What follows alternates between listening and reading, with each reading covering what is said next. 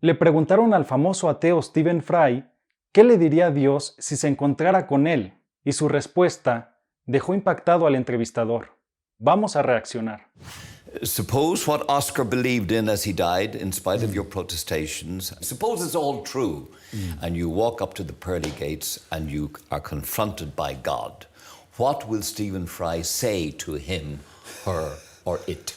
I will basically, what's known as theodicy, I think. I'll say bone cancer in children?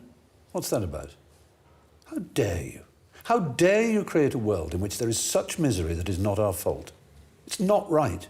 It's utterly, utterly evil. Why should I respect a capricious, mean-minded, stupid God who creates a world which is so full of injustice and pain?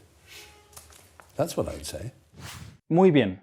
Estoy de acuerdo con el filósofo William Lane Craig en que al discutir el problema del mal, es muy útil distinguir entre el problema intelectual del mal y el problema emocional del mal. El problema intelectual del mal explora las razones filosóficas para pensar que la existencia del mal es incompatible con la existencia de Dios, y se analiza si ambas cosas pueden coexistir. El problema emocional del mal, en cambio, simplemente se trata de la aversión o el disgusto que tenemos contra un Dios que permite el sufrimiento en el mundo.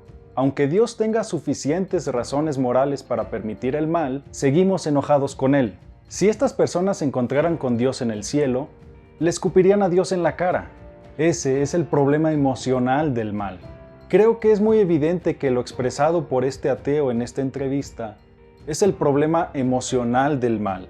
Él se enfrenta a Dios cara a cara. ¿Y su reacción cuál es? ¿Cómo te atreves? Eres malvado.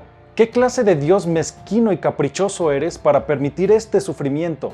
Esa es una reacción emocional. No es una pregunta intelectual de mente abierta, como sería, por ejemplo, preguntarle, Dios, ¿por qué permitiste que estas cosas ocurran?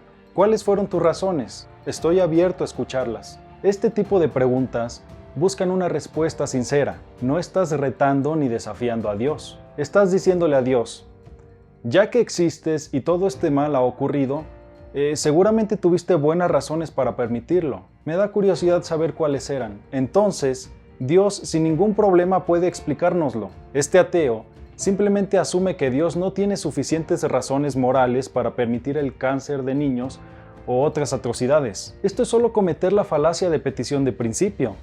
Los humanos estamos limitados tanto en espacio y tiempo como en inteligencia y conocimiento. Simplemente no estamos en posición de saber que es imposible o improbable que Dios tenga suficientes razones morales para permitir el sufrimiento en el mundo.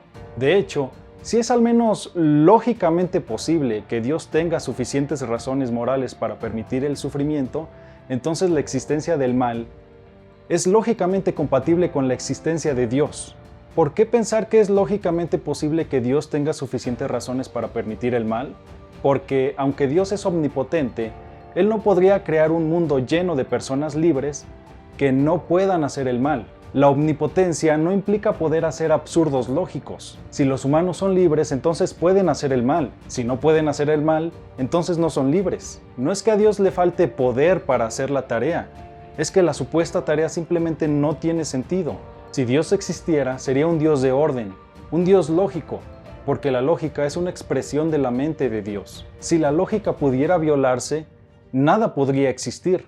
La misma Biblia dice que Dios no puede hacer cosas lógicamente imposibles o inconsistentes con su naturaleza, como pecar o dibujar un círculo cuadrado. Así que Dios crearía personas libres. Y recuerda que para que pueda existir el amor genuino, debe existir la libertad. Si el amor es obligado, entonces no es amor. Y como consecuencia, junto con la libertad y el amor, hay maldad. Y un Dios amoroso y omnipotente permitiría el sufrimiento y el mal si esto produce un bien mayor que no sería posible sin Él. No puede existir el perdón si primero no hubo la posibilidad de hacer daño. No puede existir el sacrificio, la empatía, la protección, el cuidado, el altruismo, la ayuda, la confianza, el respeto, la valentía, etcétera, etcétera, en un mundo donde no fuera posible sufrir o hacer daño. Esto también aplica para los desastres naturales y enfermedades. Así que para que el argumento del ateo tenga éxito, Él tendría que demostrar que es imposible o improbable que Dios tenga suficientes razones morales para permitir cualquier mal o sufrimiento en el mundo. Pero ¿cómo podría el ateo saber eso? De hecho, si ponemos todos los argumentos para la existencia de Dios de un lado y el problema del mal del otro lado, la existencia de un Dios amoroso tiene mucho más peso. Así que tenemos que ver todo el panorama completo, todos los argumentos a favor y en contra de la existencia de Dios para llegar a una conclusión razonable. Y creo que los argumentos para la existencia de Dios inclinan el peso de la balanza hacia el teísmo cristiano. Si te interesan los temas relacionados con la defensa racional de la fe y te gustaría iniciar un grupo de estudio en tu iglesia local, puedes ser un director de capítulo de Fe Razonable. Fe Razonable es un ministerio internacional encabezado por William Lane Craig, quien es ampliamente considerado como uno de los principales defensores de la fe cristiana en nuestro tiempo. Los capítulos de Fe Razonable están distribuidos a nivel internacional y a los directores se les otorga recursos de capacitación y seguimiento. Todo el proceso es totalmente gratuito. Solo tienes que enviar un correo a raul.jaramillo@reasonablefaith.org diciendo que quieres ser director de capítulo y se te brindará toda la información.